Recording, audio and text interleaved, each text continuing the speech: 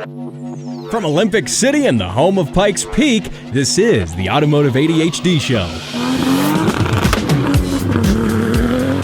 Yeah, hello and welcome into another edition of the Automotive ADHD Show. My name is Matt West. I am the resident gearhead, at least on this podcast. I am, and this has been the first full week of the new year, and it has been good. We've managed even more snow here in Colorado, which I like. We've had an unusually dry winter, and I have spent a good chunk of the week in my relatively warm, uninsulated garage, going through all the different little items, kind of a laundry list of things on the crusty AE86, the $800 Jeep Stroker that threw a fuel line. So I had the great pleasure of dropping a fuel tank in sub-freezing weather. And that was entertaining. That was fun. And of course, the $600 AMC Hornet, that just runs because that's the most reliable thing I own. So anyway, aside from that, lots of great things. So many interesting things have happened over the past week. I have a loaded show. The car market is insane, even more so. We thought it was crazy. Well, you got to check this out. Now, there is a wrecked Corvette, a base model, selling for more than a new one. Yeah, that's nutty. Also, Chevy, speaking of Chevys, introduced the Silverado EV, which that's probably the biggest, or at least the most hyped piece of news, I would say, in the car industry in quite a long while now. People have been wanting that as much as they've been wanting the F-150 EV. So that'll be interesting. And there was also the incident in Virginia on Interstate 95 where a bunch of motorists were snowed in, stuck for over 24 hours. And I'm going to have a guest joining me in the last section of the show to discuss how much fuel cars burn while they're idling. Also talk about some winter preparedness for your car.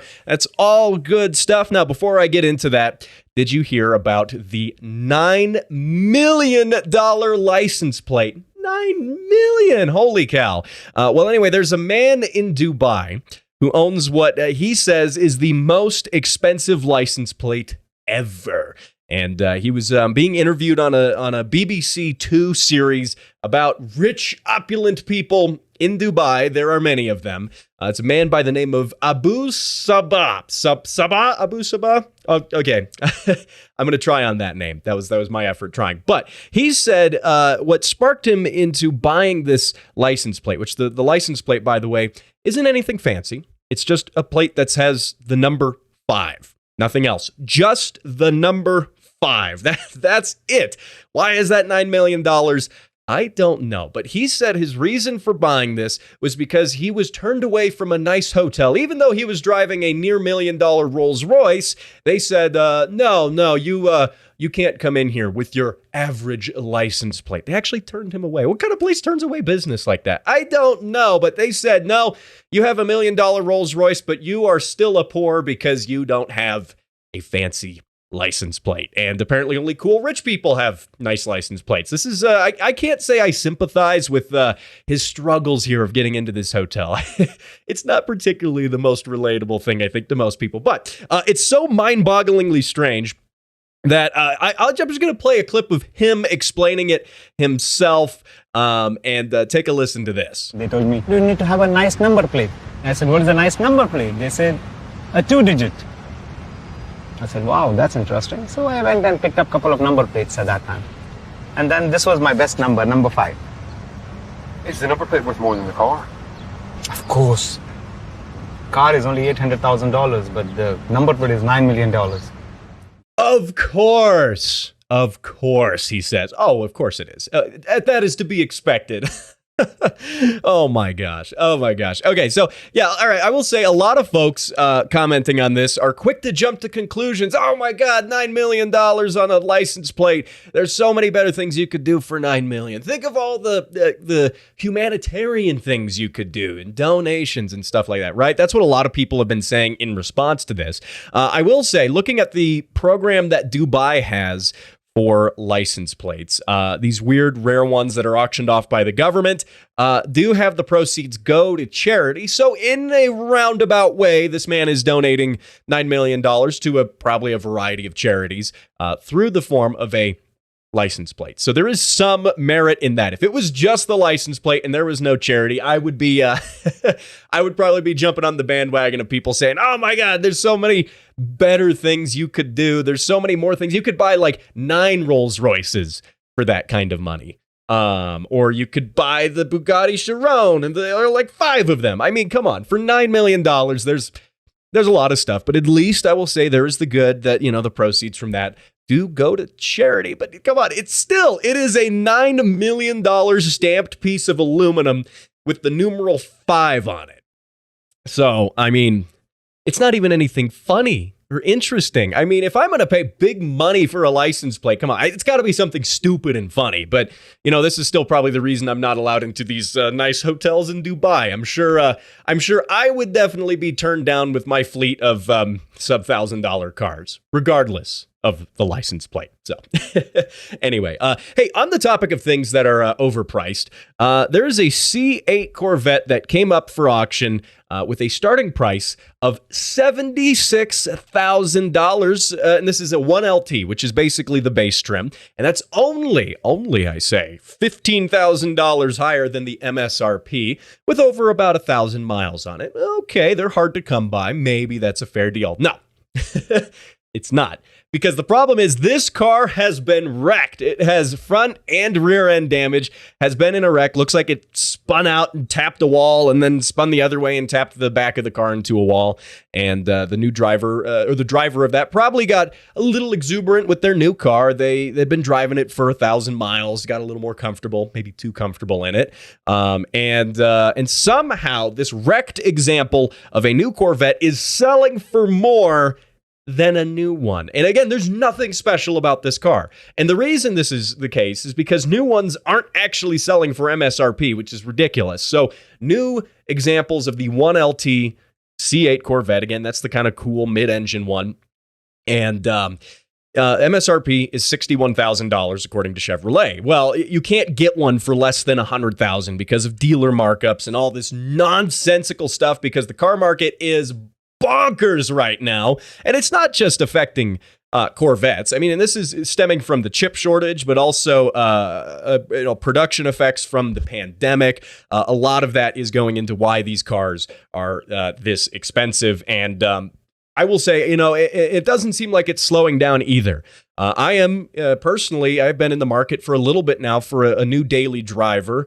And yeah, what a time to be in the market for a new daily driver, right? Well, I don't need one desperately. And so that's why I'm taking my sweet time. And for me, a new daily driver is in the form of a light duty, smaller pickup truck like a Tacoma with 4-wheel drive, decent towing capacity, like 6,000 pounds, not a ton, and 4-wheel drive, lockers. It's not going to be the off-roading rig. I have cheap $800 Jeep for that. It's just, living in Colorado, 4-wheel drive. It's a good thing to have. Lockers, another good thing to have.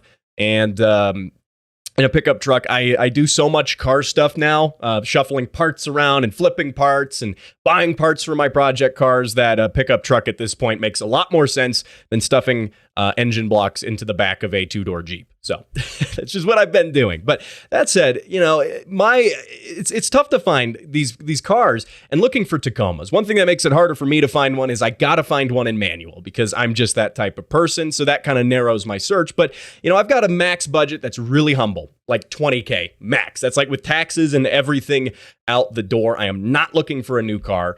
And here's the problem. Like that Corvette that is selling for, $76,000 in a wrecked condition, salvage condition, all cars, like say the Tacomas I'm looking for, but even, colleagues and coworkers and friends who are looking for just simple things like Camrys and, simple commuter cars, are having a harder time finding them at MSRP new or even used. And what's crazy is, for me, I've just been taking my time with this, looking for a daily.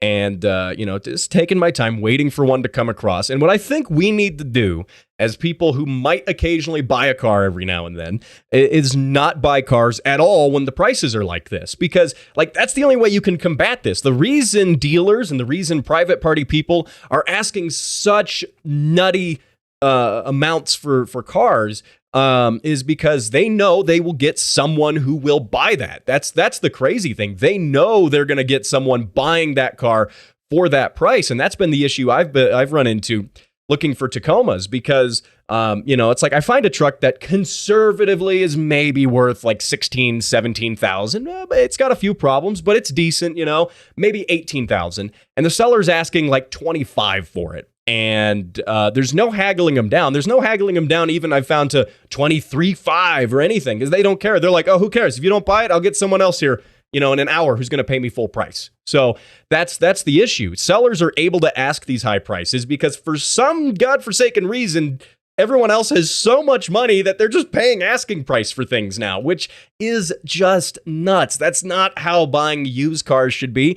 Buying new cars shouldn't be that way either. Dealers are asking monstrous markups on even average cars again, like Tacomas, which is ridiculous, and I was looking at, all right, for that money, can I go lease something? I don't really like leasing things, but what could I get for that money at a dealer? And the problem is, the dealer maybe has a better deal if you can get inventory in stock. But the problem is, even if it's a better deal, it doesn't matter if you can't get the car for, a year, because they're out of stock and they're so back ordered and there's no allocations for them. So that's what's making that tough. But again, I think as consumers, the way we can combat these ridiculous car prices that are just, they seem to be getting worse than they were even over the pandemic, a year ago, when it was really actually starting to get in full swing. And, even in 2020, when it was going berserk, it was still easier to get a car then. It seems to be that this is even more difficult now. But again, the solution is, if you have to get a car, do your best to hold out, though, and not succumb to these ridiculous high prices. That's at least what I have to say. So, hey, anyway, coming up, we got a lot of other interesting things to talk about, namely Chevy's new EV Silverado. Now, that is, it's going to be cool. We'll hit the details here coming up. And now for how things work with an engineer. Rotary engines. Regret. And that was how things work with an engineer. For more of how things work, go to patreon.com/throttlewarrior.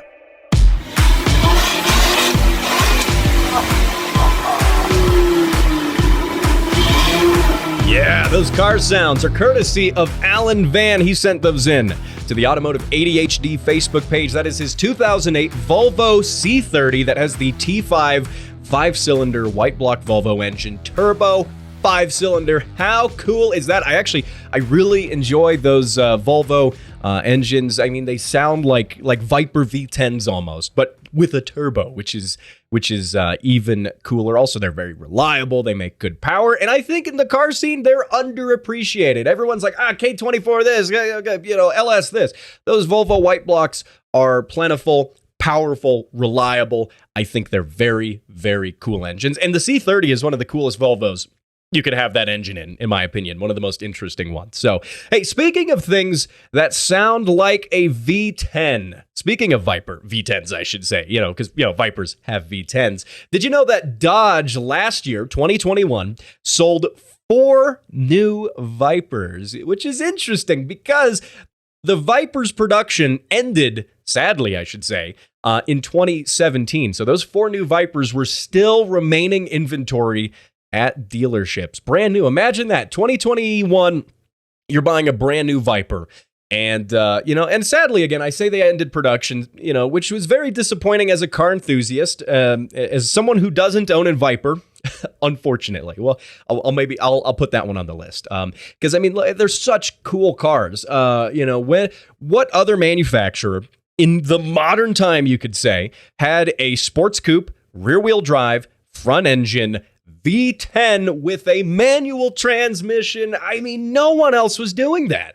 Sure, if you want to go to Lamborghini, you're getting a V10, but you're not getting a manual transmission anymore, and it's not a, big, big hood, very long front end, kind of roadster style.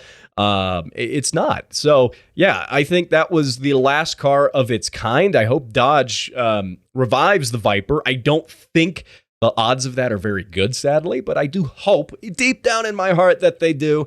The fact that they had remaining inventory at dealerships does go to show that they were getting pretty poor sales on them still. And that's part of why they discontinued them. And sure, they consume a ton of fuel. They're, expensive, but God, they're cool. They're one of the best sounding cars ever. If you ever want a good, just a good, video to watch to hear that car sound, I believe it was Pennzoil did a promotional video on YouTube with the Viper. Really well done film that really highlighted the sound of the Viper. Just look that one up sometime. Viper Pennzoil film, and that is worth every second of your time. Now, rather concerningly, Dodge also sold, get this, 10 new Darts in 2021.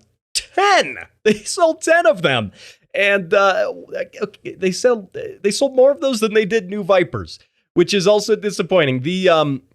The Dodge Dart was discontinued back in 2016, and there were still new ones floating around on dealer lots. Well, new, never been sold, but now they are a couple years old, and they're just a dreadful little compact car, truly the antithesis of the Viper. They're the polar opposite, and it's staggering to think the same people built both the Dart and the Viper. And yet someone 10 people in 2021 wanted to buy them for some reason, which also I find funny about the Dodge Dart. The Dodge Dart, that nameplate goes back to the 1970s, where they also had a Dart, which was kind of a commuter car, was sort of a compact car. Yeah, it's compact by like 1970s standards. So, I mean, it's probably, still bigger than even full-size cars now, but still, it wasn't renowned for its greatness. It was kind of the opposite, in fact. And I find it amusing that Dodge, when they brought back the Dart, they're like, we're going to bring back the Dart nameplate, this legendary classic nameplate that really didn't have a good connotation. But they're like, yeah, we're going to bring it back, and we're going to put it on an even worse car. Oh my God. Great thinking there. Great thinking on Dodge's behalf. Again, same people who built the Viper. Same people. So I do find that interesting. Now, anyway, let's talk about new cars that are also expensive and we won't see because of the chip shortage, but they're cool. They're cool. Chevy just announced this week, and even though that I'm not a huge EV fan, I would be remiss if I didn't talk about this because this is one of the biggest pieces of news currently in the automotive industry. They announced the Silverado EV, yes, electric vehicle, and this is on the heels of Ford announcing their F-150 Lightning earlier this year. Now, Ford beat them to the punch, but in some ways, that allows Chevy to look at the specs Ford has and have a couple more months to develop their vehicle to have just a few more, because that's basically what it's done. In comparison to the F-150 Lightning, which is still not, shipping or anything yet. They're still working on those. But the Silverado has some different specs. They're just a little bit higher. And the specs are always crazy. As always with EVs, that's one thing I am noticing very heavily is that EVs, spec-wise, are kind of nuts compared to what we're used to with gas cars. So this comes with, the Silverado comes with 664 horsepower, a 10,000-pound towing capacity, and a 400-mile range. And it's going to have a late 2023 release date. Now, presumably that'll be just as Tesla announces more delays for the Cybertruck. Come on, when is Tesla going to finish this? I mean, they're a big manufacturer now. They don't have the excuse that Rivian has that, we're the new kids on the block. We're learning this manufacturing process. Now, they've been doing it now for a little while, and Ford and Chevy are totally beating them to the punch. And amazing that Rivian beat them to the punch. And they're actually the new people on the block. So, now, anyway, some of the estimated pricing for this Silverado, it's not official. This comes from a report from Car and Driver. There's 6 different trim levels. And so there's the WT, the LT, the LTZ, the Trail Boss, the High Country, and the RST. And so the WT is the base model. They're saying that's going to be about $42,000. That's not a crazy amount for a an electric pickup. That's if it's actually $42,000 and dealer markups don't totally destroy this thing. That's going to be really good. Then it steps up $50,000, $75,000, $85,000 for the Trail Boss, High Country, $90,000 RST. The RST is their top of the line model, most power, most everything, all the gadgets that you probably don't need, but it has everything. $107,000 for a pickup truck. Yeah. That's a lot of money. That's a lot of money. And that's also a really big price delta between the top trim and the base model. So I have a feeling we'll see a lot more of these base models floating around. They're definitely a lot cheaper. And you can bet if there are dealer markups and insane prices, that $107,000 MSRP very quickly will be like $150 or something stupid. So anyway, EV trucks are absolutely going to be the next big thing. I mean, EV cars are a big deal now. But when you compare this to just gas cars, gas trucks versus gas cars, versus SUVs even, right? So Kelley Blue Book reported for 2020, 2.9 million trucks were sold with 2.8 million cars, almost a 50-50 split. But if you factor in the 5.9 million SUVs and crossovers that were sold, that means there's roughly 9 million trucks and SUVs to 3 million cars. Cars are absolutely the minority here now. And so that's basically a 3-to-1 ratio. And, and Chevy has some really good competition, with the F-150 Lightning. Rivian also is there with the R1T, which I talked about last week, went into some great detail about the build quality and at least the initial build quality as customers start to receive those cars. You can go listen to that episode from last week. But yeah, I think, and that's also why I think Rivian's SUV version of their R1T truck will be so big. Because again, look at those SUV numbers, 5.9 million compared to 2.9 million trucks and 2.8 million cars. SUVs are insane, but trucks are definitely still outselling cars. And that's why I think this EV truck game is going to be massive. It's going to be bigger than, high performance luxury sedans like what Tesla currently sells. And I mean, Tesla knows this. Obviously, that's why they're making the Cybertruck. If they're actually making it, just saying. We haven't heard anything about that. Now, I will say aesthetically, the Rivian does look better to me. It also has 200 horsepower more than the Chevy. It's got 800 horsepower, has a slightly higher towing capacity. Problem is, reliability is in question. New manufacturer, completely new stuff. We don't know what's going to happen. It'll probably be okay. I think Rivian looked at some of Tesla's early production and learned from that, and is trying not to repeat some of those same mistakes. But even then, they're still a new manufacturer. They're untested. We don't know what their dealer support network's going to be like. GM and Ford have nearly a century of manufacturing experience. They're really good at it. They're also really good at selling cars. Huge network of dealerships and service centers. So, I think they're going to have the edge. Even though I think the Rivian looks cooler, it has the better specs. More people are probably going to buy the GMs and the Fords because, in addition to that, just the production numbers. As a new manufacturer, Rivian is not going to be able to produce as many vehicles as General Motors is. Now, it's also worth noting that General Motors is producing this new Silverado, which some of the looks of it are a little odd. You have this weird sloped back to the cab. It looks a lot like the Chevy Avalanche from the early 2000s. It looks a lot like that. So much like that, then when some pictures of it leaked a little early, people are like, no, they're making the new Avalanche now. Well, it's still called the Silverado, but it might as well be the new Avalanche.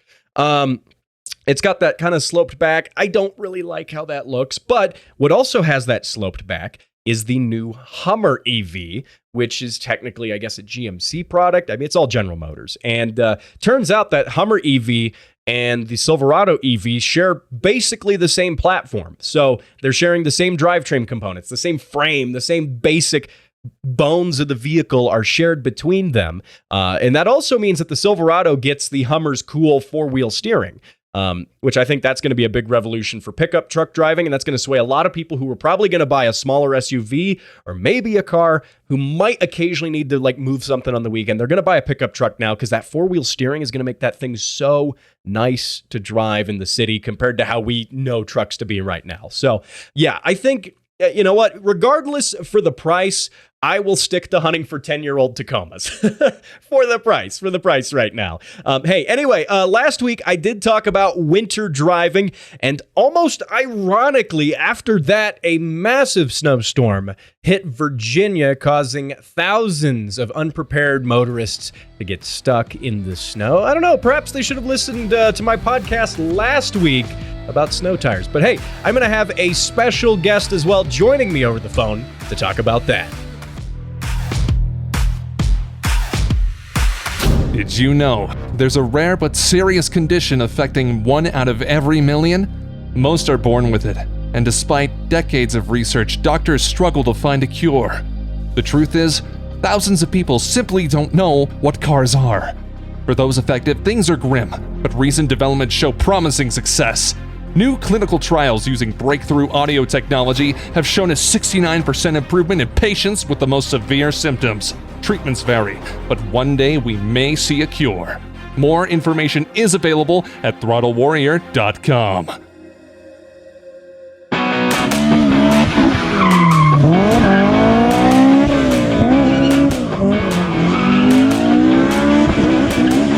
Yeah, here we are, rocking it for the last segment of the show. I say the last, but I have so many great things packed into this part of the show. By the way, those car sounds are courtesy, again, of New Long Lore. Once again, doing some great skids in his Honda S2000. Good stuff. You can send your car sounds in to the Automotive ADHD Facebook page, facebook.com/Automotive ADHD. While you're there, go ahead and like the page. We're really starting to ramp things up. Going to have some good stuff going on there. And before I get on to other things, too, cool thing, Spotify. If you listen on Spotify, and I know looking at my analytics, a lot of people do. About 50% of people are listening right now on Spotify. They just added a new feature that allows you to rate podcasts. Yes, this is cool. It's so new, you might even have to update your Spotify if you don't see it there right now. And you can give a podcast a star rating. And if you would be so gracious as to give this podcast a 6-star rating, well, I'm kidding. It only goes up to 5, but that would be absolutely helpful and a great way to support the show. Spotify will use those rating numbers to promote shows and decide how many people it wants to, start showing the podcast and recommendations. So if you would be so kind as to give it a rating, I would be eternally grateful. And also remember to send your car sounds into the show if you want to have those featured on the show. So let's talk about that winter storm that hit Virginia. This was last Tuesday. And I'm going to have a guest joining me over the phone in just a minute to talk a little bit about this. But this came with almost fortuitous timing just after I did a podcast talking about winter tires and a little bit about winter preparedness. Here in Colorado, we're used to the snow. But, I realized, too, a lot of the country is not used to snow and is very underprepared driving-wise when things come to that. Look at Texas last year when those big snowstorms hit and caused all the pipes to freeze, and everyone had a really bad time about it. And there's some really minor stuff you can do to prepare for the snow, even if you live in a state where you really don't get snow. Easy stuff you can just throw in the trunk of your car, and you're good to go. So, just a bit of a recap, though, on that I-95, Interstate 95 incident. They dropped about a foot of snow dropped onto that area in Virginia, which doesn't normally get a lot of snow, and that caused slick conditions. Officials said that the snow had initially started out as rain, and that officials had sent trucks out to spray de-icing agent preemptively on the roads. Well, the problem is the rain that came before the snow washed a lot of that de-icing material off of the roads. And then the rain froze on the roads, and then the snow piled on top of the frozen, ice now. And that caused some majorly slick conditions that led to several semi-trucks sliding out of control, crashing and blocking traffic. And it blocked traffic so severely that some people were stuck in their cars reportedly up to 24 hours, a whole full day stuck in their cars. And, and this is, okay, like the perspective from, people who live in states with more snow are like, oh my God, these people in warm states don't know what they're doing. They got stuck because they suck at driving. That's not true, because if you actually look at this incident that happened, this was a major freeway. The snow itself wasn't that bad. It was the slick conditions, but it was the fact that no one could get off of the highway. This is a major interstate with concrete barriers on either side of it, tall concrete barriers, and not many exits to get off on. So when traffic gets stuck, and there's not much of a shoulder either, it's not like you can just say, screw it, I'm going to go around them and plow through the snow. You're truly stuck between concrete, like 8-foot concrete barriers on either side and wall-to-wall cars. Doesn't matter how prepared your vehicle is, how good of a driver you are in the snow. That's a situation where you're still going to be stuck because of all the, just the sheer number of people there. So then the thing comes to, well, what can you do to prepare for that, right? And it's some easy stuff. There are some easy things, growing up here in the mountains, something my parents always instilled in me is always having stuff in your car that can help you if you get stuck. Or if you have to spend a night in your car. So things simple as just having some water bottles that you don't touch aside from, an emergency, change them out every couple months, having some blankets, some spare gloves, just at the minimum, have that in a bag in your trunk. You can forget about it. Leave it there. Don't even need to worry about it. Doesn't take up any space, just have that stuff. So, if you can't prevent getting stuck and you genuinely get into a bad situation, you can at least wait out a night in your car until help comes. So that's important. Also, tires are super important. Don't travel in the snow. If your tires suck, that's a very big rule that often gets overlooked. I mean, here in Colorado, I see people on bald tires trying their best to drive through the snow, and they're wondering why their all-wheel drive vehicle isn't doing anything for them. It's because their tires suck. Another good tip is to keep your tank fuller in the winter, because you never know if you're going to have to idle for a long time. I'm guilty of this. I tend to be the kind of guy, especially in the summertime, I get complacent. I drive that car until that fuel needle is on empty and the light has been on for like 30 miles already, and then I get gas. So no, that's one thing in the winter. You really can't afford to do that. So, but it got me wondering though, speaking of needing to idle for a long period of time, a lot of people in this incident on I-95 said they turned their cars off to conserve fuel. And I think that's a poor decision because that comes at the cost of losing heat.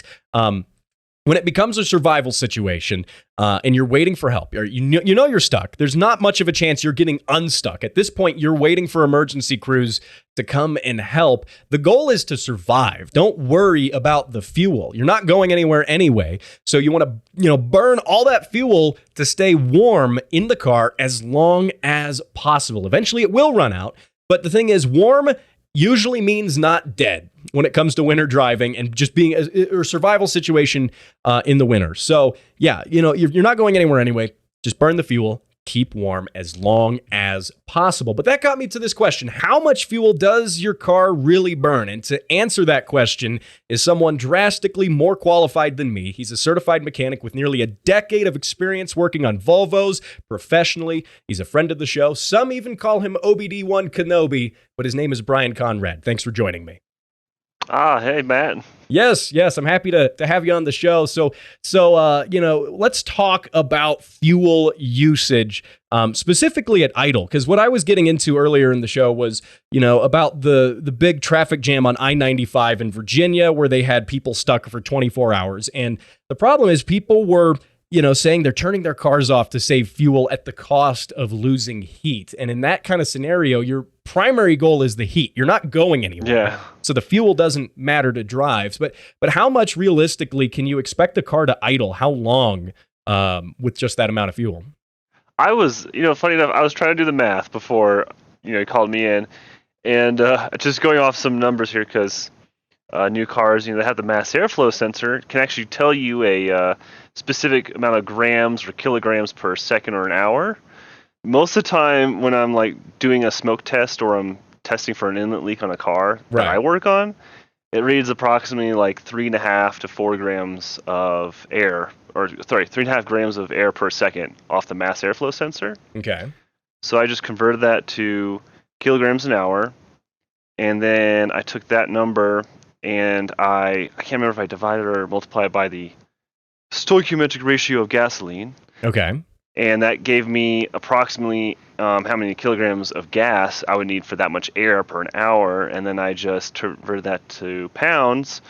And that turned out to be like two something pounds. And then I guess one gallon of fuel is approximately 6 gallons. So that's about a third of a gallon of fuel.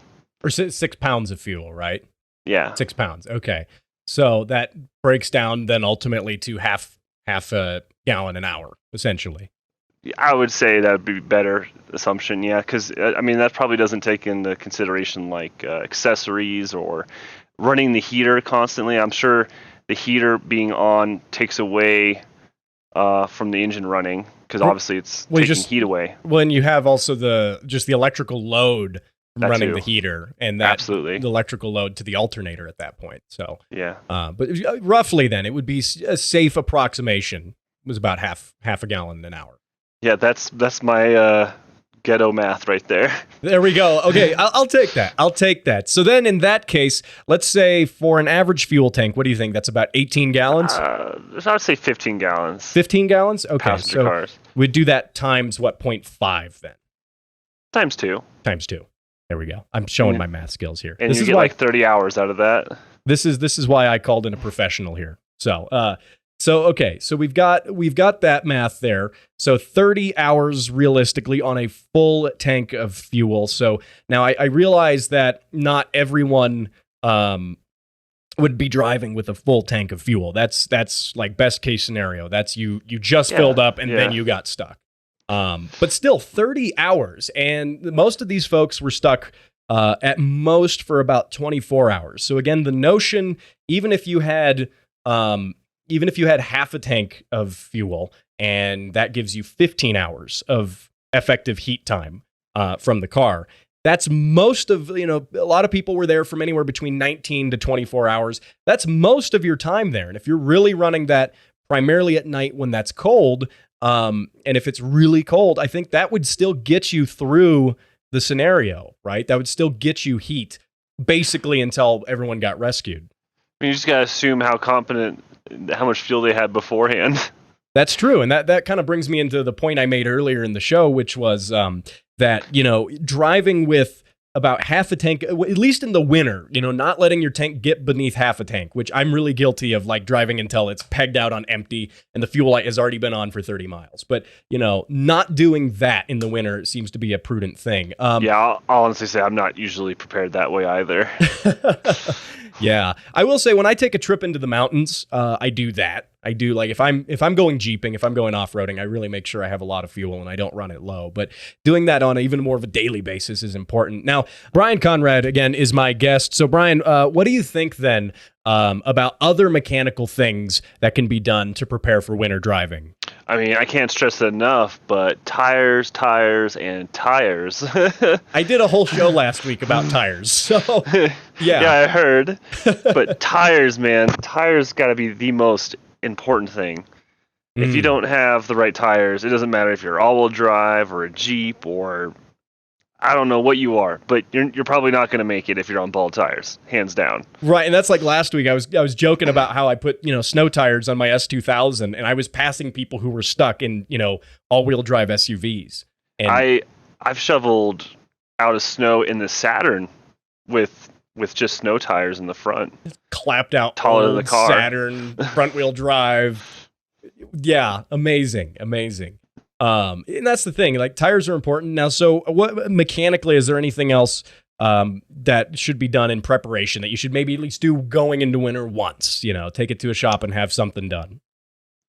Oh man, off the top of my head, I can't really think, but I know that there are things I'll do like the morning of, first of all, I try to make sure I have one vehicle that is like snow ready. Got tires. I know it's reliable. It's not going to break on me. That's got good heat.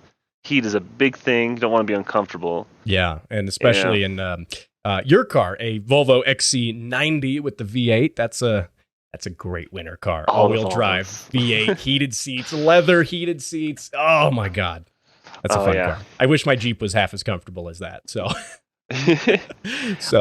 Yeah. Well, anyway, so those are some good, I guess, winter driving tips. The thought being, again, with fuel, that you could last about, on an ideal scenario, about 30 hours. If you had a full tank of fuel and you were truly stuck, if there was no hope of getting out and your goal is to survive until help gets there, 30 hours. A good measurement would be like a 2-liter versus maybe some sort of V8 and see what their idle fuel consumption would be. Right, because I guess we didn't really address the differences in generally, how big the displacement of an engine and how much fuel it consumes idling, which is sort of a generalization here. But that would be interesting to compare too, and actually get some real numbers on a small 2-liter versus a big V8. I assume obviously the V8 is going to take more just because there's more mass to move. But at the end of the day, just idling still doesn't take a lot of power, whether or not you've got a V8 or, a 4-cylinder. Yeah, true. So hopefully, though, you're not just sitting around in the snow waiting for it to go away. You can actually drive. Right.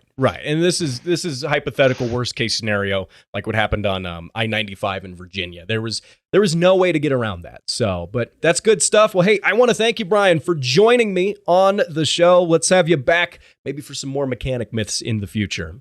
Ah, yes. Yes, good stuff. All right, so, hey, again, want to thank Brian for joining me on the show. And, of course, if you want to catch more of Brian, you got to listen to him debunking mechanic myths on this show. You got to go way back in your podcast feed, but go back to episode 3. It is definitely worth your time. Also want to thank you for joining me on this edition of the show. And, of course, if you are a Spotify listener, feel free to give this a rating. Also, send in your car sounds, Facebook.com/Automotive ADHD. Now, you can subscribe to this podcast on Spotify and wherever other podcasts are downloaded. And I will see you next time, same place, when I team up with Mel Gibson to become the Road Warrior. See you then.